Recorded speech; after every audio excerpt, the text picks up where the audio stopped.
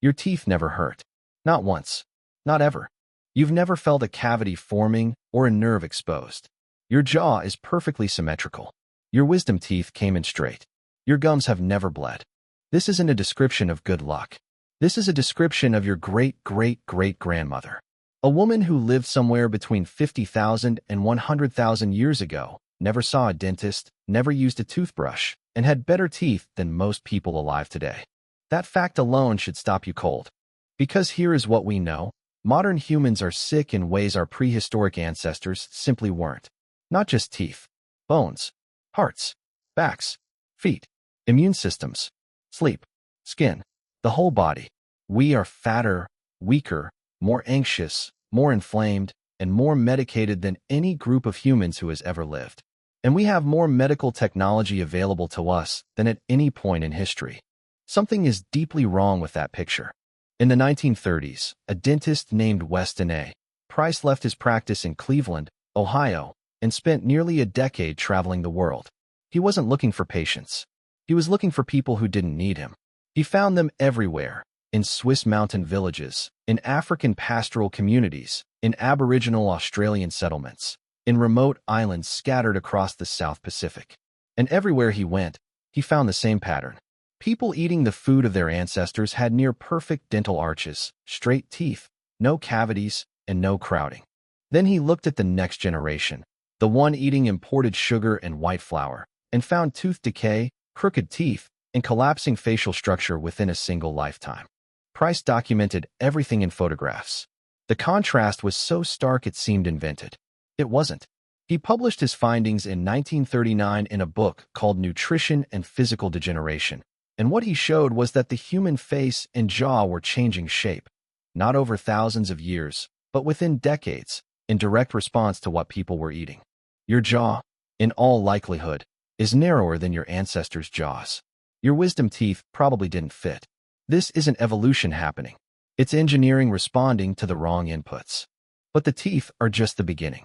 Daniel Lieberman, an evolutionary biologist at Harvard University and author of The Story of the Human Body, argues that most of the chronic conditions we think of as normal features of aging are actually evolutionary mismatches. Mismatches between the bodies we evolved to have, built for a world of movement, sunlight, varied diet, and natural sleep, and the world we've constructed around ourselves. Plantar fasciitis, lower back pain, myopia, type 2 diabetes, osteoporosis, heart disease. These are not the inevitable cost of being human. They are the cost of being a human in the wrong environment. The bones themselves tell a story that is difficult to dismiss. Christopher Ruff, an anthropologist at Johns Hopkins University, has spent years analyzing the cross-sectional strength of leg bones from prehistoric humans and comparing them to modern populations. His findings showed that hunter-gatherers from before the agricultural transition had significantly stronger leg bones, bones with greater density and more robust cross-sections, than people living today, including people who exercise regularly. Your prehistoric ancestors weren't doing deliberate exercise. They were just living, moving through landscape, carrying, climbing, crouching, ranging widely over rough terrain. Movement was not something they scheduled.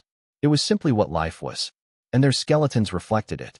After the agricultural transition, the bones change. They get smaller, lighter, thinner in cross-section. The shift from foraging to farming did not make us stronger. It made us more breakable. So let's reconstruct what healthy actually looked like. You wake up before dawn. Your sleep was deep and cyclical, what modern sleep researchers would recognize as polyphasic sleep, meaning the body naturally inclines towards sleeping in segments when it isn't forced by artificial light into a single rigid block. A landmark study led by Jerome Siegel at the University of California, Los Angeles, tracking the actual sleep patterns of 3 pre-industrial societies, the Hadza of Tanzania, the San of Namibia, and the Tsimane of Bolivia, found that these groups slept an average of 6 to 7 hours per night and reported almost no insomnia. Their sleep wasn't restorative because it was long. It was restorative because it followed the dark. You move immediately after waking. Not to exercise. There is no concept of exercise as something separate from life. You move because the camp needs water and the fire needs wood and children need attention. The movement is varied and purposeful. You squat rather than sit. You crouch close to the ground for long periods. You carry things with your whole body. You walk barefoot over uneven terrain, which activates small stabilizing muscles in your foot and ankle that never engage when you walk on a flat surface inside a padded shoe. Your body has not been still in a chair for 8 consecutive hours. It has never experienced that particular kind of damage. Your diet is extraordinarily varied. Not in the way a meal prep app promises variety, genuinely varied, across dozens of wild plant species over the course of a year, different animals each season, organs and marrow and fat that modern food culture discards, and incidentally fermented foods that introduce bacteria, supporting a gut microbiome of remarkable complexity. Tim Spector, an epidemiologist at King's College London who leads one of the world's largest nutrition science projects, has found evidence that modern Western populations have lost a significant proportion of their gut bacterial diversity compared to populations still living on traditional diets. We are walking around with microbiomes that look, to researchers, like ecosystems that have lost most of their species. The downstream effects on mood, immunity, inflammation, and metabolism are still being mapped. None of the early findings are reassuring. Your skin is touched by sunlight every single day. Your eyes see the horizon every morning. Your ears hear silence real enough that the absence of sound has a texture. Your stress spikes and then falls, spikes and falls, in the rhythm of challenge and resolution that your nervous system was built to manage. Now here is the part that tends to make people uncomfortable. None of your ancestors were trying to be healthy. They had no concept of health as a goal. They weren't doing intermittent fasting. They just weren't eating all the time. They weren't doing recovery work. They rested when the day ended. They weren't practicing mindfulness. They were simply present because distraction required technology they didn't possess. Every behavior that modern wellness culture has repackaged and monetized and sold back to you as a protocol or a supplement or a 30-day challenge was simply the default state of a human life lived in conditions the body was built for. The Tsimane people of Bolivia, a forager-farmer population living along the Maniqui River, studied in depth by researchers and published in The Lancet in 2017, have the lowest rates of coronary artery disease ever recorded in any human population. 80% of Tsimane adults over 75 show no coronary artery calcium at all, no arterial plaque. Clean. Their hearts, by the imaging measures doctors use, look decades younger than those of people the same age in industrial societies.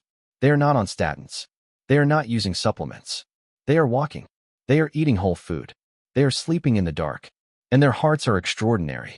The modern world will offer you a pill, a program, a wearable, and a cleanse. Some of these things genuinely help.